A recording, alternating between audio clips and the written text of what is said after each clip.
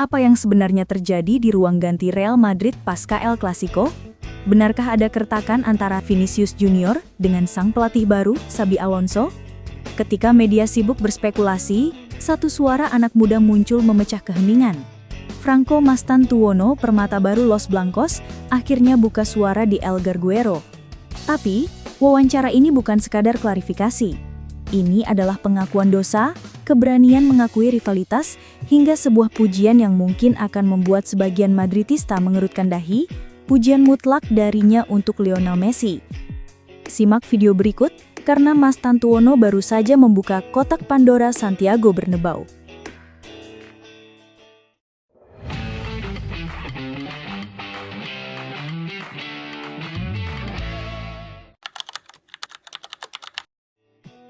Kita mulai dari topik paling panas.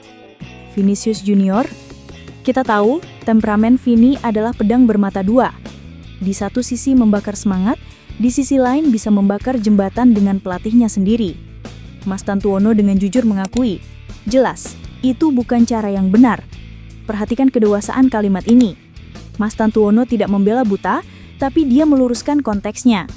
Vinicius telah meminta maaf, bukan hanya kepada tim, tapi secara spesifik kepada Xabi Alonso. Ini poin krusial.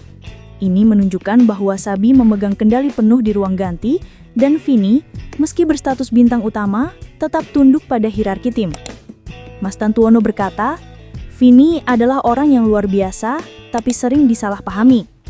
Di sini kita melihat, peran Mastantuono bukan hanya sebagai pemain muda, tapi sebagai penyeimbang narasi.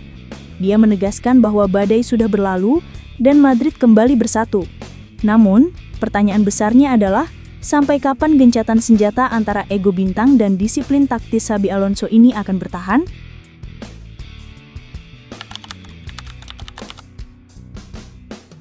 Masuk ke bagian yang paling mengejutkan. Menjadi pemain Real Madrid memiliki satu aturan tak tertulis. Jangan terlalu memuji legenda Barcelona, terutama Lionel Messi. Tapi Mastantuono, dia tidak peduli dengan politik itu. Mastantuono berkata, saya Madridista, saya di klub terbesar di dunia. Tapi bagi saya, pemain terbaik di dunia adalah Messi, sampai dia pensiun. Ini adalah pernyataan yang berani, atau mungkin naif? Tentu tidak. Ini adalah kejujuran seorang anak Argentina. Mastantuono menggambarkan bagaimana Messi masih saja membuat rekan senegaranya sendiri ternganga di sesi latihan. Dia memisahkan loyalitas klub dengan kekaguman pada seni sepak bola. Bagi penonton yang cerdas, ini bukan pengkhianatan terhadap Madrid, tapi penghormatan pada The GOAT. Tapi pertanyaannya, bagaimana reaksi fans Madrid garis keras mendengar anak baru mereka memuja ikon rival abadi?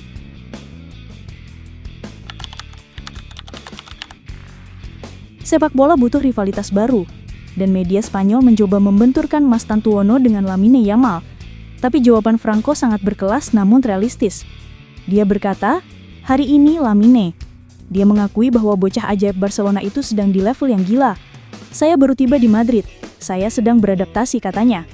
Ini adalah kerendahan hati yang mengerikan. Dia tahu posisinya, dia tidak terburu-buru.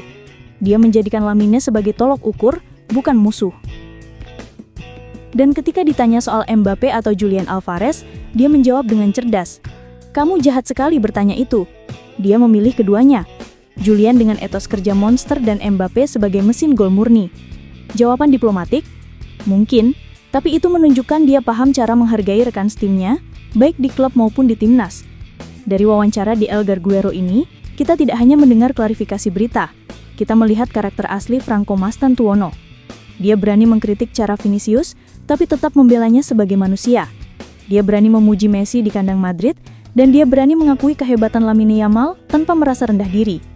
Ini bukan mentalitas pemain rata-rata, ini mentalitas calon pemimpin masa depan Real Madrid. Badai di El Clasico mungkin sudah reda berkat permintaan maaf Vini ke Xabi, tapi gelombang besar bernama Mastantuono baru saja dimulai. Bagaimana menurut kalian? Apakah pujian Mastantuono ke Messi akan jadi masalah bagi fans Madrid?